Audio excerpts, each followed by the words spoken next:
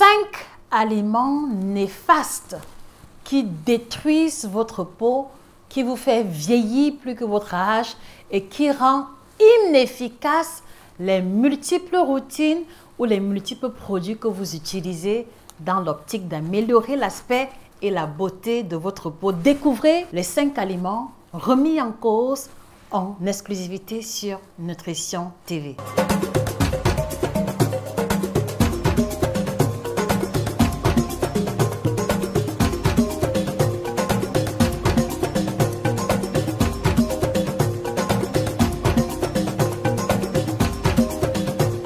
Bonjour à vous fidèles téléspectateurs, j'espère que vous allez bien. Je suis Josica, votre experte en nutrition tropicale, auteur de 10 ouvrages de nutrition à succès avec 12 ans d'expérience au compteur. Après avoir passé en revue les aliments qui améliorent ou qui embellissent la peau et que beaucoup parmi vous ont apprécié, nous avons aussi en retour reçu des requêtes vis-à-vis des aliments qu'il fallait éviter pour ne pas rendre inefficace la démarche ou les efforts fournis jusqu'ici par chacun d'entre vous.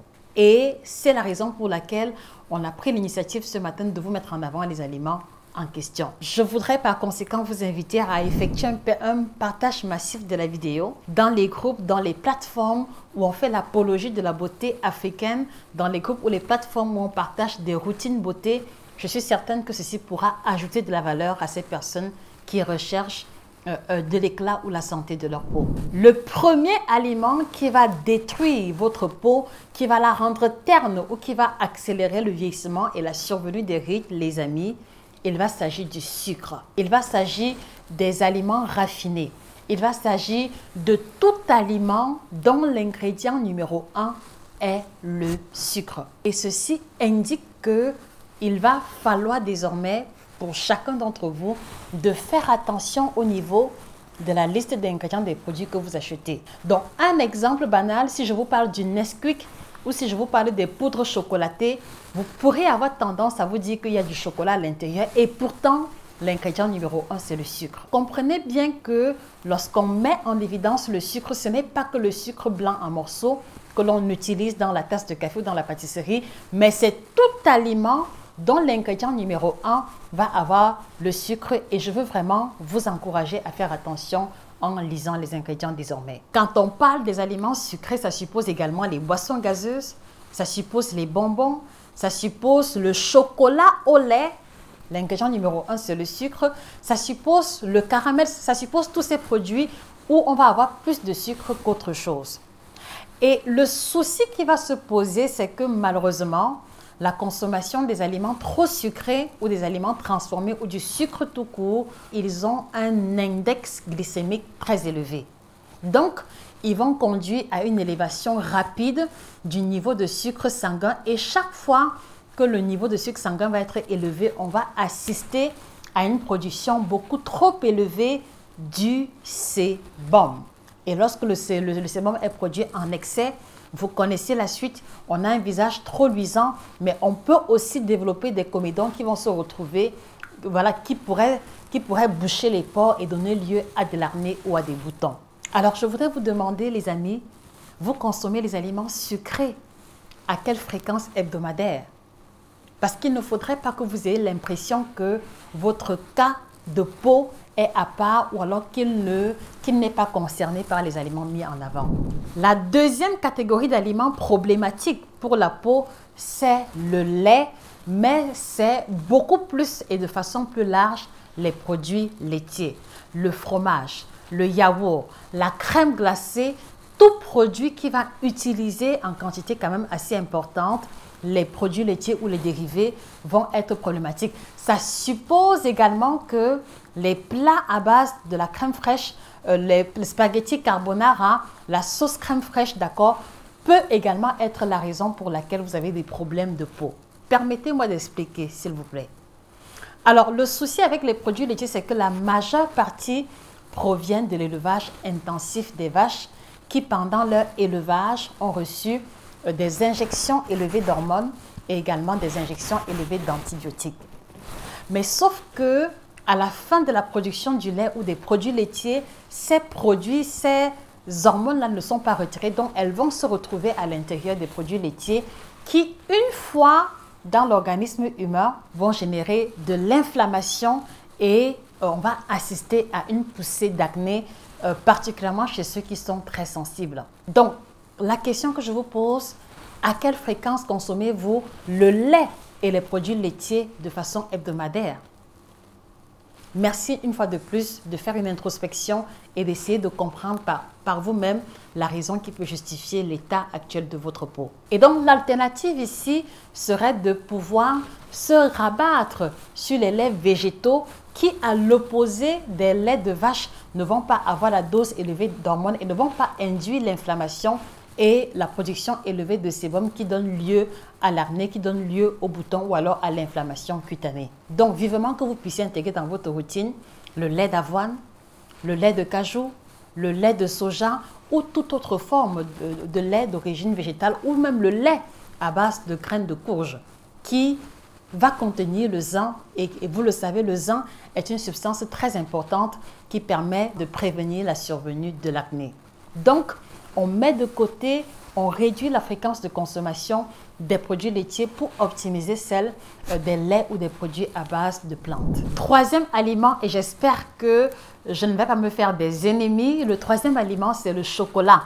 Donc, même si le chocolat a des vertus réputées positives pour la santé de façon générale, il faut comprendre que le chocolat, et moi je vois toujours ici le chocolat au lait ou le chocolat qui a très peu de cacao à l'intérieur parce qu'il a un rôle et une influence sur l'interleukine 1B qui va justement augmenter l'inflammation et donner justement lieu à l'acné, aux boutons et à une surproduction de sébum. Donc, vous aimez le chocolat, je comprends, mais si vous pouviez mettre l'accent sur les chocolats à hauteur de 70% de cacao, on aura un niveau d'inflammation beaucoup plus faible, on aura un peu moins de boutons à l'opposé des chocolats à tartiner ou des chocolats à base de lait ou des chocolats qui contiennent beaucoup trop de sucre qui vont donner lieu à des inflammations beaucoup plus élevées. Donc, on modère la fréquence et la portion de consommation de chocolat et on privilégie les chocolats à hauteur de 70% de cacao et au-delà.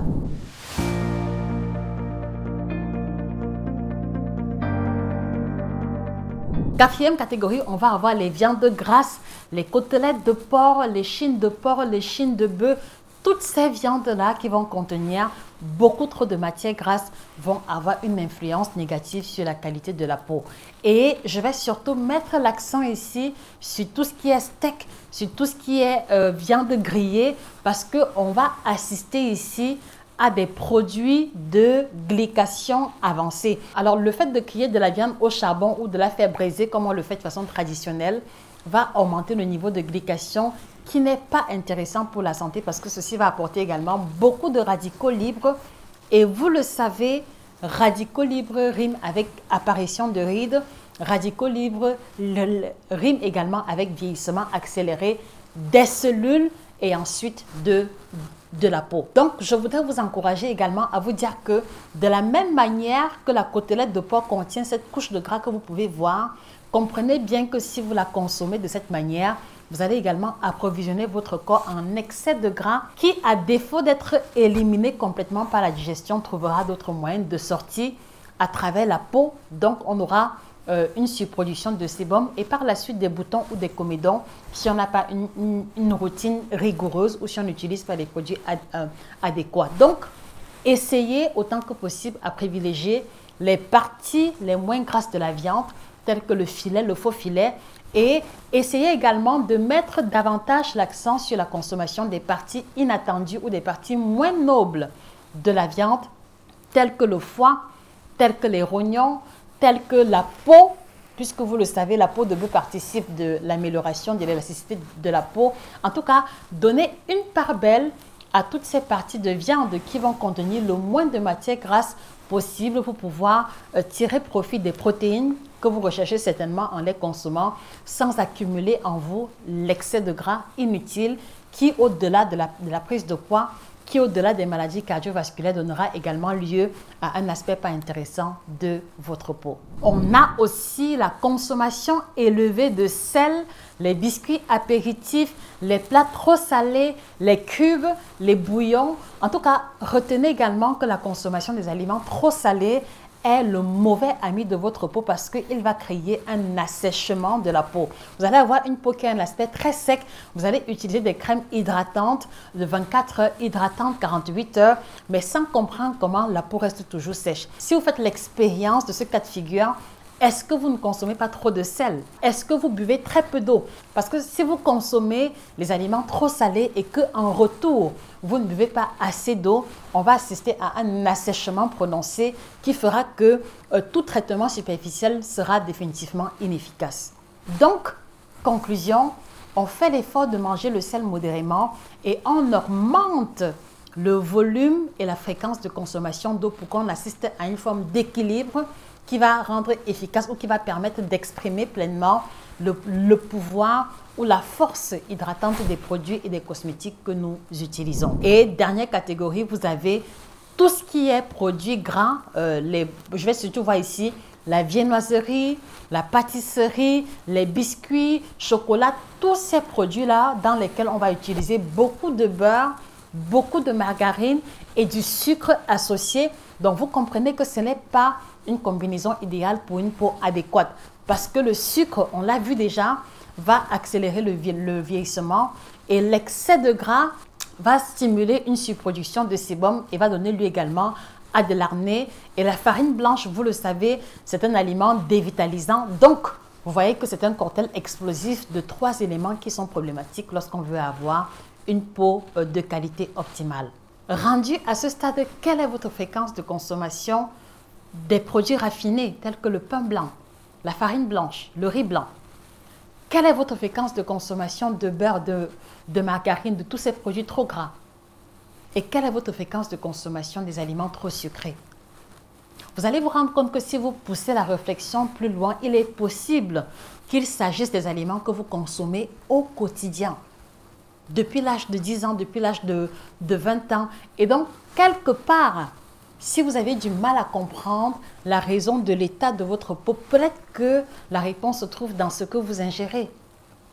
Et donc, de façon générale, les amis, je voudrais vivement vous encourager à prendre conscience et à essayer autant que possible à implémenter les efforts externes que vous fournissez avec les gommages, avec des cosmétiques parfois très coûteuses, en commençant par l'essentiel. Parce que comme on l'a vu il y a quelques semaines, ce que vous mangez impacte non seulement votre peau, mais bénéficie également à votre santé de façon générale. Il en est également de même avec ces aliments problématiques qui ne bénéficient pas à votre peau et qui ne va pas également bénéficier à votre santé et à votre bien-être généralisé.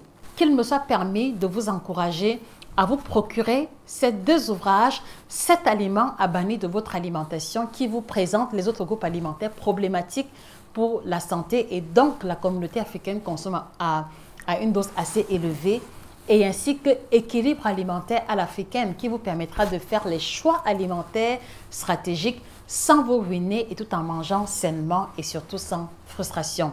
Je suis certaine que cela fera la différence dans votre routine et votre alimentation.